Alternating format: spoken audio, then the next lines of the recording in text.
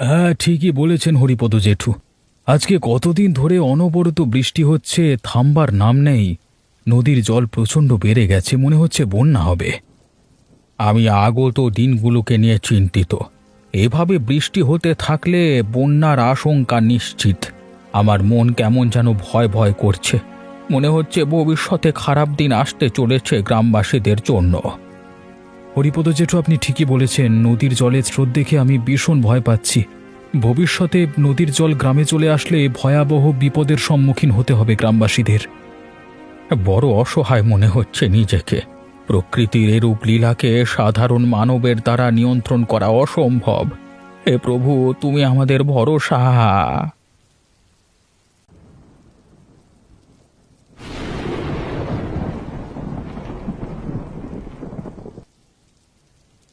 ওগো শুনছো? এভাবে মন খারাপ করে বসে থেকো না। আমি বুঝতে পারছি তোমার মন খারাপের কারণ, কিন্তু কিছুই যে করার নেই। নীলিমা, তুমি যখন জানো আমার মন খারাপের কারণ, তাহলে কেন বলছো শুনি? এভাবে কাজ না করে ঘরে বসে থাকতে আমার একদমই ভালো লাগছে না। তার উপর পকেটে একটাও টাকা নেই। কি আর করার আছে বলো? এতে তোমার কোনো হাত নেই। বাইরে আজ কতদিন ধরে মুষলধারে বৃষ্টি। এই বৃষ্টিতে কোথায় কাজ পাবে? কি কাজ করবে? এই সময়ে নদীতে গিয়ে মাছ ধরাটাও খুব রিস্কের ব্যাপার। সে তো আমি জানি নীলিমা, কিন্তু কাজ না করলে দুবেলা দুমুঠো খাবার জোগাড় করা অত্যন্ত মুশকিল হয়ে যাবে। হাতে জমানো টাকা প্রায় নেই বললেই চলে। আগামী দিনে পেটে গামছা বেঁধে থাকতে হবে। আমারও দিনরাত একই চিন্তা মনে। এই বৃষ্টিতে সমস্ত কাজ বন্ধ হয়ে যাওয়াতে আমাদের দৈনন্দিন জীবন চালানো খুব কঠিন হয়ে গেছে। হে প্রভু, এবার সব তোমারই ওপরে।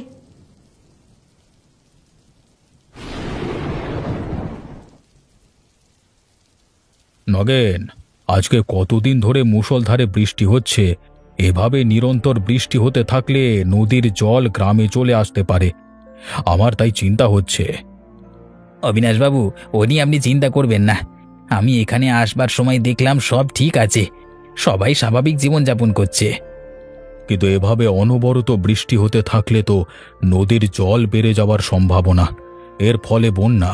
আর যেহেতু আমাদের গ্রাম নদীর ধারে, তাই আমার চিন্তা হচ্ছে নদীর জল বেড়ে যদি পাহাড়ে চলে আসে তাহলে গ্রামবাসীদের জন্য খুব বিপজ্জনক হবে। অবিনাশবাবু, এত চিন্তা করছেন কেন? আমার কথা বিশ্বাস করতে পারছেন না বুঝি? আপনার নমক খেয়েছি, নিমক আর আমি করবো না, এটা অন্তত বলতে পারি।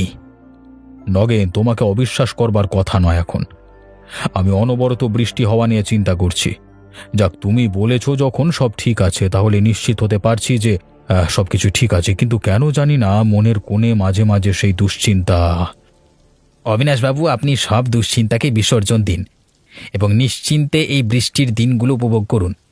বাড়িতে খিচুড়ি, ইলিশ ভাজা এসব নিয়ে খান আর বর্ষা দিনগুলো উপভোগ করুন। হে,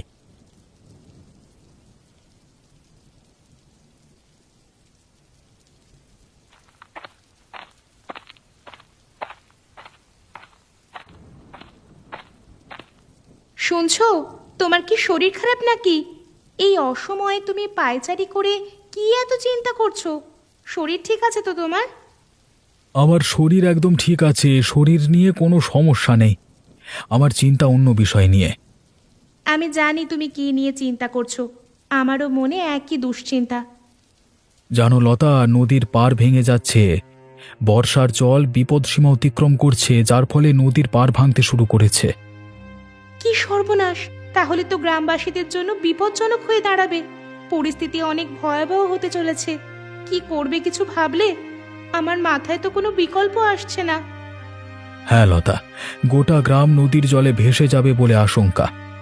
আমাদের ঘর দ্বার জায়গা জমি সব বন্যার জলে ভেসে যেতে চলেছে। বলছি, এত বেশি নাকারাত্মক চিন্তা না করে সকারাত্মক কিছু বিকল্প বের করার চেষ্টা করো, যাতে আমরা গ্রামবাসীরা সকলে এই বিপদ থেকে মুক্ত হতে পারি। তুমি একবার অবিনাশের সাথে কথা বলো। কথাটা তুমি ঠিকই বলেছ। আমি না হয় একবার অবিনাশ বাবুর সাথে গিয়ে দেখা করে কথা বলি। আশা করি উনি আমাদের কথা শুনবার পরই নিশ্চয়ই কোনো নিদান দেবেন।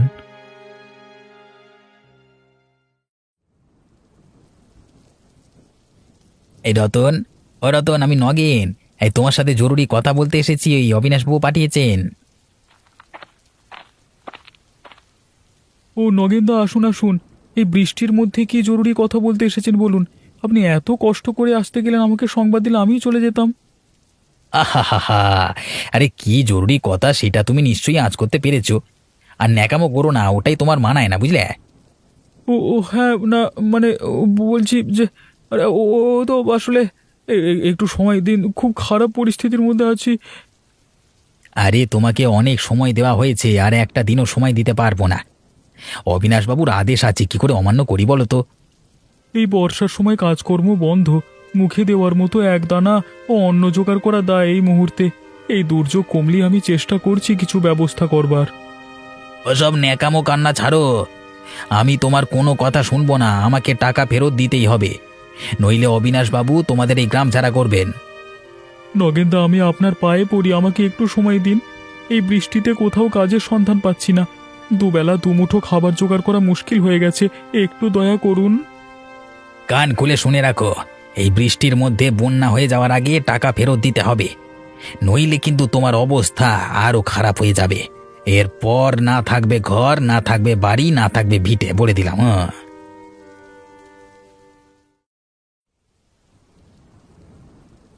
হরিপদ জেঠু, বন্যার পরিস্থিতি ভয়াবহ রূপ নিয়েছে গো। নদীর জল বেড়ে পাড়ে উঠে গেছে, আমাদের গ্রাম প্রায় ডুবতে বসেছে। এক্ষুনি কোনো ব্যবস্থা না করতে পারলে সকলের জন্য খুব বিপজ্জনক। গোপাল, তুমি ঠিক কথাই বলেছ।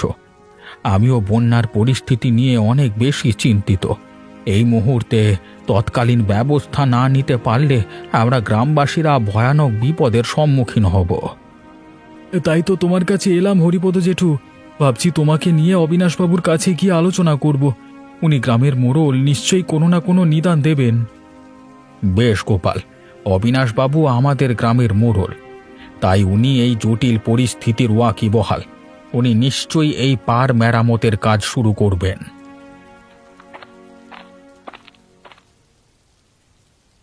হরিপতি জেঠু, গোপালদা, আপনারা কোথায় যাওয়ার জন্য প্রস্তুত হচ্ছেন? দেখে মনে হচ্ছে আপনারা খুব চিন্তিত।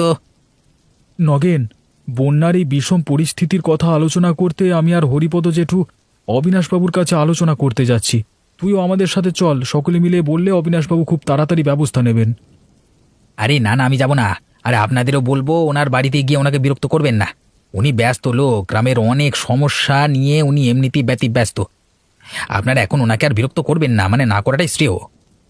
নগেন, তোমার কথা সম্পূর্ণ অবান্তর। মানলাম ওনার অনেক চিন্তা গ্রামের নানান বিষয় নিয়ে, কিন্তু এই মুহূর্তে বন্যার এই জটিল পরিস্থিতি নিয়ে আলোচনা করাটা অনেক বেশি গুরুত্বপূর্ণ। হরিপদ জেঠু, আপনি একদম সঠিক কথা বলেছেন। নগেন যাই বলুক, আমরা কোনো কথাই শুনবো না ওর। আমরা এখনই অবিনাশবাবুর কাছে যাব।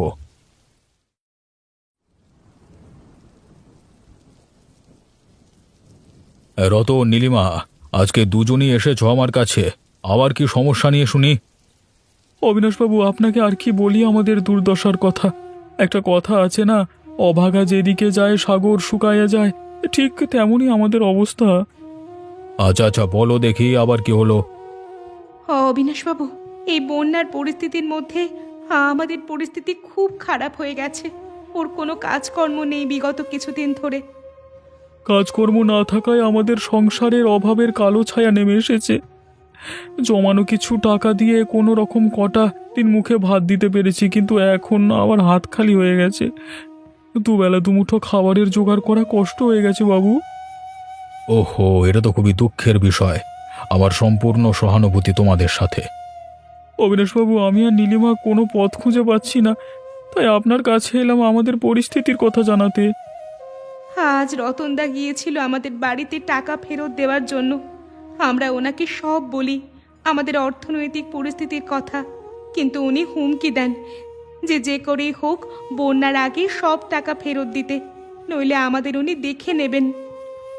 কিন্তু আমি তো টাকা দেবার কথা বলিনি, কারণ আমি অনুমান করেছিলাম যে এই দুর্যোগের দিনে প্রায় সকলের কাজ না থাকায় সবাই খুব বাধা বিপত্তির মধ্যে আছে।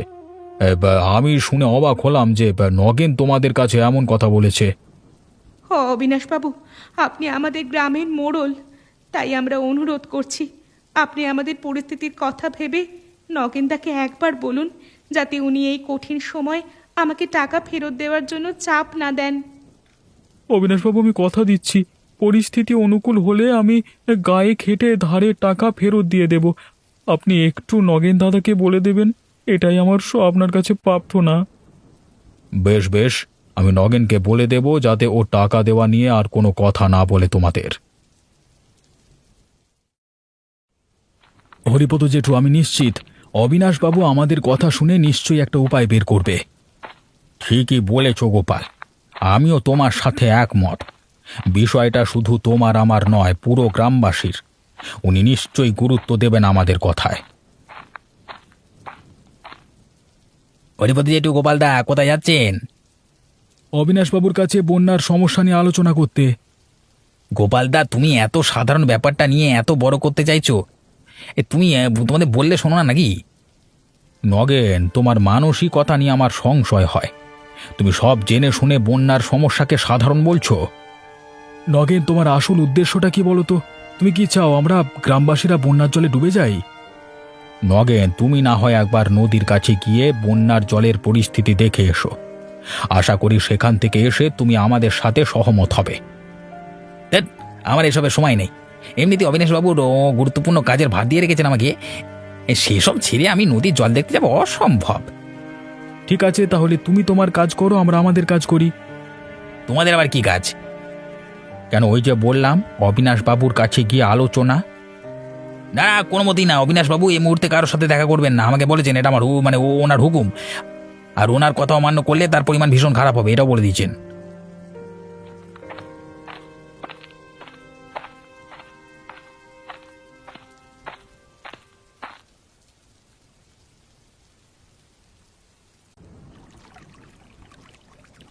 নীলিমা, নীলিমা, এদিকে এসো, দেখো ঘরে জল ঢুকে যাচ্ছে।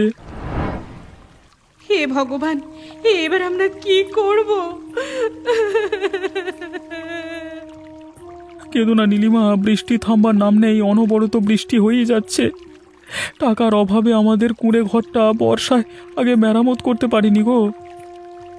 ঠিক বলেছ, তোমাকে অনেক দিন বলছি ঘরটা মেরামত করার জন্য, কিন্তু তুমি তোমার অর্থনৈতিক সমস্যার কারণে ঘরটা সারিয়ে উঠতে পারোনি। জল যেভাবে ঘরের ভেতরে ঢুকে যাচ্ছে, মনে হচ্ছে কিছুক্ষণের মধ্যে আমাদের ঘর জলের তলায় ডুবে যাবে। কোথায় যাব, কি করব? ভগবান, আমাদের এই কি কঠিন পরিস্থিতির সম্মুখীন করলে তুমি। কেঁদো না, সবই আমাদের কপালের দোষ। দুবেলা দুমুঠো খাবার জোগাড় করবার দায়, তার উপর আবার বন্যার কারণে ঘরে জল ঢুকে যাওয়া। মনে হচ্ছে আবারও অবিনাশবাবুর কাছে হাত পাততে হবে। নীলিমা, তুমি ঠিক বলেছ। এমনিতেই আগে টাকা ফেরত দিতে পারিনি, তার উপর আবারও ওনার কাছে টাকা চাওয়াটা ঠিক হবে না। উনি এমনিতেই আমাদের পরিস্থিতির কথা জেনে টাকা ফেরত দেওয়া নিয়ে কোনো কিছু বলেনি। উপরন্তু নগেনদাকে আমাদেরকে চাপ না দেওয়ার জন্য বলবেন বলেছেন। হ্যাঁ নীলিমা, আমিও সেটাই ভাবছি। কিন্তু এই মুহূর্তে এমন পরিস্থিতির হাত থেকে বাঁচতে ওনার কাছে টাকা চাওয়া ছাড়া যে আর কোনো রাস্তা নেই।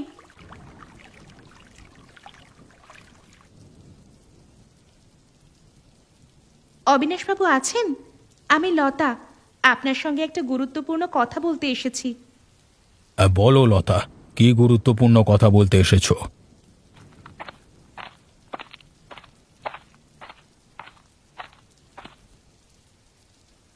অবিনাশবাবু, আপনি গ্রামের বন্যার পরিস্থিতি নিয়ে ওয়াকিবহুল কিনা জানি না, তাই আমি এসেছি আপনাকে বন্যার পরিস্থিতি নিয়ে আলোচনা করতে।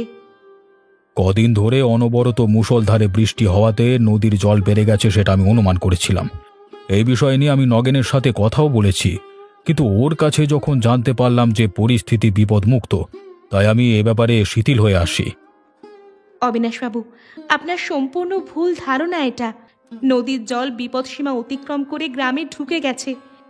নদীর পাড় ভেঙে গ্রামবাসীদের ঘরে ঢুকে যাচ্ছে, আর আপনি বলছেন বন্যার পরিস্থিতি নিয়ন্ত্রণে আছে।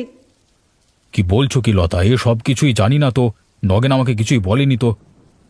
নগেন আপনাকে মিথ্যে কথা বলে বিভ্রান্ত করছে। গোপাল, হরিপদবাবু আপনার সঙ্গে এই বিষয় নিয়ে অনেকবার আলোচনা করতে চেয়েছে, কিন্তু নগেন বারবার ওনাদের বাধা দেয় এই বলে যে আপনি নাকি ভীষণ ব্যস্ত। নগেন আমাকে এত বড় অন্ধকারে রেখেছে? অবিনাশবাবু, এসব কথা পরে আলোচনা করা যাবে, কিন্তু এই মুহূর্তে নদীর পাড় বাঁধানোর নিদান না হলে গ্রাম যে ভেসে যাবে। রতনের ঘরে কাল রাত থেকে জল ঢুকতে শুরু করে দিয়েছে। লতা, আমি আজকেই পার বাঁধানোর কাজ শুরু করব, ব্যবস্থা নিচ্ছি আমি। তোমাকে অসংখ্য ধন্যবাদ আমাকে এই গুরুতর সমস্যাটা জানাবার জন্য। আপনারা ওদিকটা দেখুন, বেশি করে পাথর গুঁড়ো দিতে হবে ওখানটায়। বালির বস্তাগুলো একদিকে রাখুন যাতে জলে না ভেজে। গোপাল, যাক, একটু শান্তিতে নিঃশ্বাস ফেলতে পারছি এখন। পার বাঁধানোর কাজটা শুরু হয়ে গেছে। হ্যাঁ হরিপদ জেঠু, আমিও ভীষণ খুশি। এ কদিন ভীষণ দুশ্চিন্তা করে দিন কাটাচ্ছিলাম। অবিনাশবাবু শেষমেশ একটা মহান পদক্ষেপ নিলেন।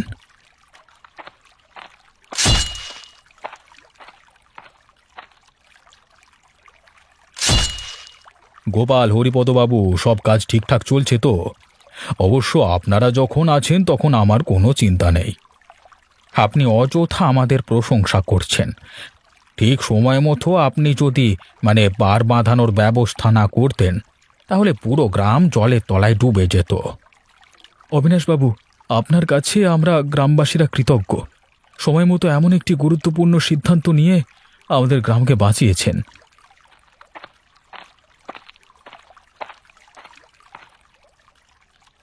অবিনাশবাবু, আপনি এখানে কেন এসেছেন? আর এই পার বাঁধানোর কাজ খুব একটা জরুরি ছিল না আমার যা মনে হয়। এতে যাতাভাবে অর্থ ব্যয় হচ্ছে, সেটা সম্পূর্ণ অযৌক্তিক। নগেন, তুমি নিজের অকাদের চেয়ে বেশি কথা বলছো। তুমি কি ভেবেছ আমার নাম দিয়ে তুমি পুরো গ্রামটাকে পরিচালনা করবে? তোমাকে একটু ভরসা করেছিলাম বলে তুমি ধরাকে সরা জ্ঞান করছো। আর একটা কথাও যেন আমি শুনতে না পাই তোমার মুখ থেকে। অবিনাশবাবু, আজকে আপনি সবার সামনে আমাকে অপমান করলেন, এর প্রতিশোধ আমি খুব শীঘ্রই নেব।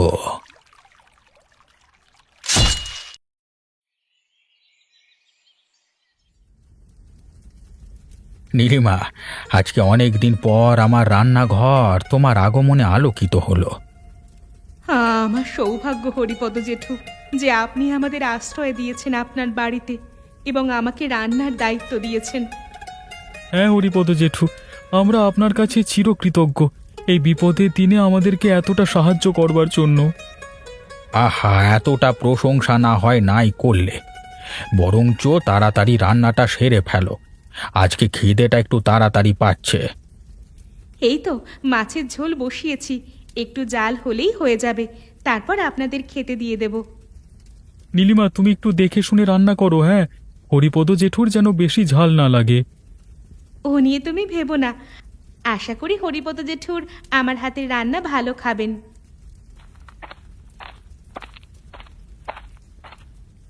বাহ বাহ বাহ বাহ, কতটা নির্লজ্জ হলে লোকে অন্যের বাড়িতে শুয়ে বসে খায়। বলছি, টাকার বন্দোবস্ত হলো কি?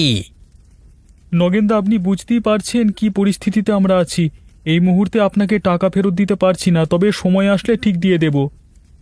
অবিনাশবাবু বলেছেন আজকে টাকাটা ফেরত দিতে হবে, নইলে খারাপ হবে। মিথ্যেবাদী কোথাকার! অবিনাশবাবুর নাম ধুয়ে ধুয়ে জল খাচ্ছেন। উনি আমাদের টাকা দিয়েছেন, ওনাকে আমরা সময় মতো টাকা ফেরত দেব। তাহলে আপনাকে কে এত মাতব্বরি করতে বলেছে শুনি? আমার গালে চড় মারলে তোমার এত বড় স্পর্ধা? দাঁড়াও, আমি দেখব কত ধানে কত চাল।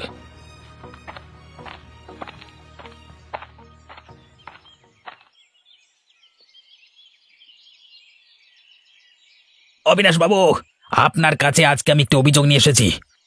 আমার এই অভিযোগের বিচার আপনার কি করতে হবে? ওই রতনের বউ নীলিমার উপর আমার অভিযোগ আছে। আজকে হরিপদ বাবুর ঘরে রতনের থেকে আপনার দেওয়া ধারের টাকা ফেরত নিতে গেছিলাম, তাই বলে নীলিমা আমার গালে থাপ্পড় মারে। ও, এই সাধারণ ব্যাপার নিয়ে তুমি আমার কাছে নীলিমার নামে অভিযোগ করতে এসেছো? আপনার কাছে এটা সাধারণ হতে পারে, কিন্তু আমার কাছে আমার মান সম্মানের কথা এটা। নগেন, এই মুহূর্তে আমি পার বাঁধানোর কাজের জন্য ব্যস্ত আছি। তোমার এই অভিযোগের কথা আমি পরে নিশ্চয়ই খতিয়ে দেখব। আপনি আমাকে গুরুত্ব দিচ্ছেন না?